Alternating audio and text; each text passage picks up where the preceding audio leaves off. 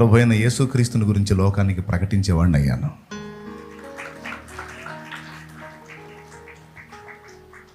ఎందుకని? లోకంలో అంత పిచ్చిగా భక్తి చేసి అంతగా ఆరాధించి మునిగి తేలినట్టున్న నేను ఎందుకని యేసు ప్రభు మార్గంలోకి రావాల్సి వచ్చింది? యేసు ప్రభుని గురించి ఇంత వ్యతిరేకించిన మేము ఎందుకు ఆయన్ని నమ్ముకున్నాం, ఏ దశలో నమ్ముకున్నాం అనే ఒక ఆలోచన చేస్తే, ఒక మనిషి నిజంగా దేవుడి గురించి ఆలోచించాలంటే డబ్బన్నా పోవాలా, జబ్బన్నా రావాలంట.